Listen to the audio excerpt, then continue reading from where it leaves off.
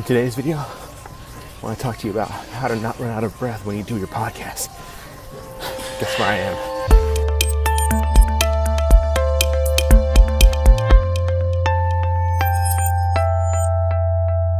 Hey, what's going on, guys? It's Shannon Hernandez, radio broadcaster, podcaster, and podcast producer. And today we're talking about how to not run out of breath when you're talking on your podcast.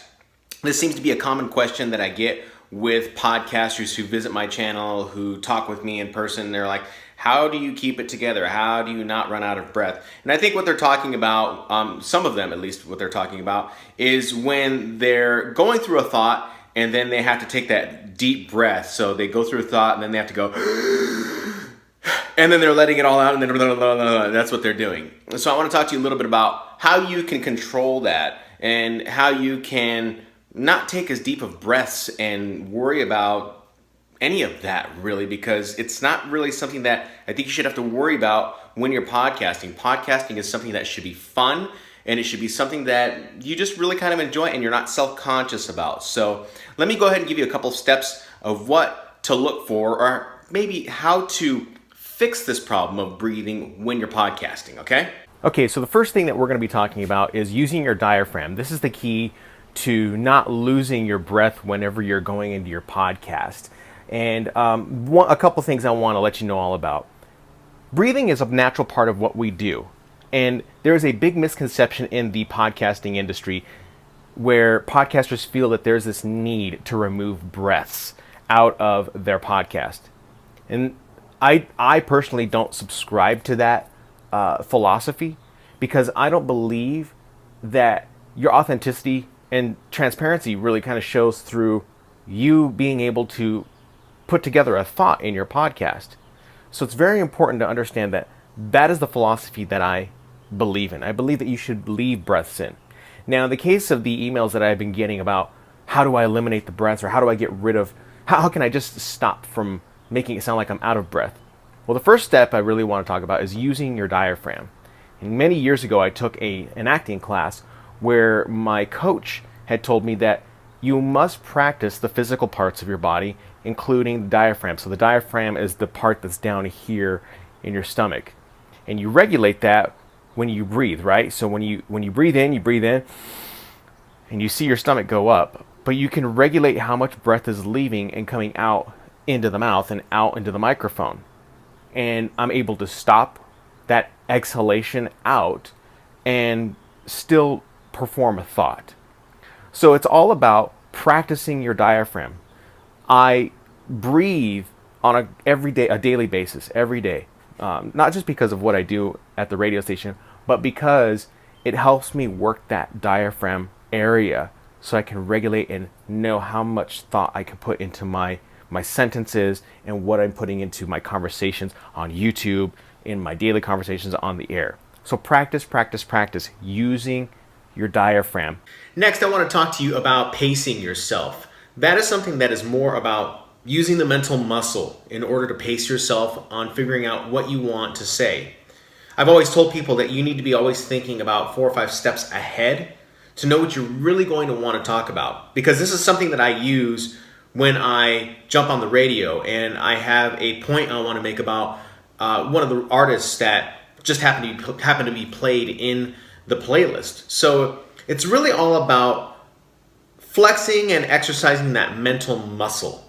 And you have to do it over and over and over. Memory, I guess you could say it's the muscle memory that you have inside your brain is equally as important as it is when you're using your diaphragm.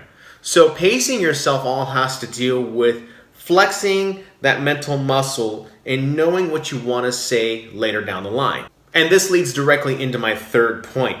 And it's all about writing out an outline. Now, as you can see here, I have always a notebook that I'm writing in with notes. And it always has a bullet outline of the things I want to talk about. In fact, I have a bullet point right here that talks about making bullet points in an outline form of the items that you want to talk about in your podcast. And this just doesn't have to apply to a podcast.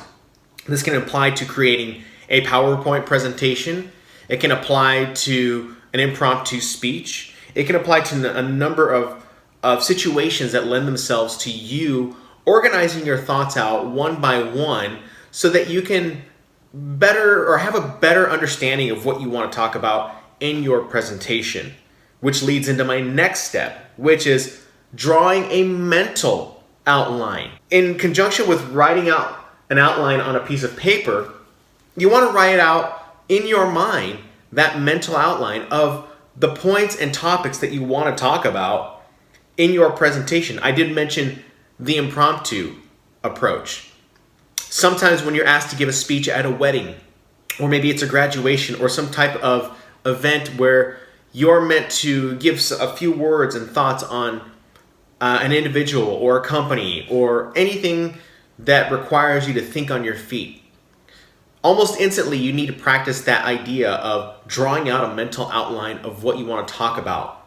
And when you're in the moment of giving an impromptu speech, it's usually very in the moment, and sometimes you forget that outline.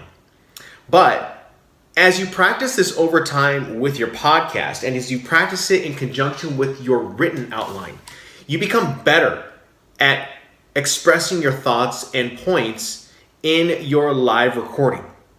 So practice with a written outline and start practicing writing an outline in your mind. That will definitely help you out when it comes down to pacing yourself and not having to rush through all the thoughts right away, because you know exactly what you want to talk about. And here's this final piece of how you can basically regulate your breathing, okay? Elaborate on the thoughts that you are creating with the outline that you have written out and the outline that you have written out mentally. You won't get anywhere unless you actually figure out how to elaborate on those bullet points that you've written down and, of course, have in your head.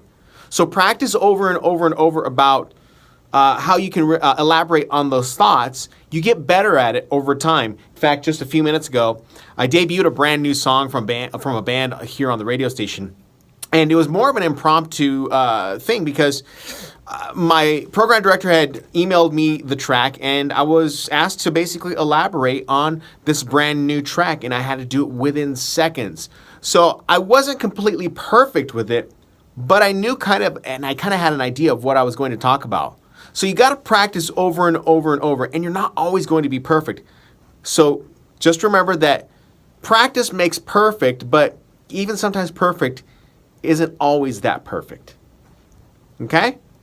Hope you enjoyed this video. Do me a favor, go ahead, subscribe to this channel, give it a thumbs up, and leave a comment down below. And if you're looking to just start your very first podcast, go ahead. There's a link down below in the description bar. And of course, you can go ahead and get on over there and download my quick start guide on how to start a podcast. Also, for you advanced podcasters who've been doing it for a while and are looking to monetize on a podcast, there's a link down in the description about how you can monetize on your podcast as well. In the meantime, thank you guys so much for watching this week, and I'll see you next time.